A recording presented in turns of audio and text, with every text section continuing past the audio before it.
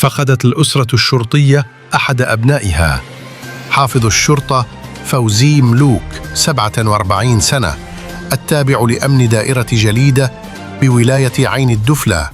بعد أن لفظ أنفاسه الأخيرة أثناء إنقاذه 3 أشخاص من الغرق بشاطئ سنكتار في ولاية مستغانم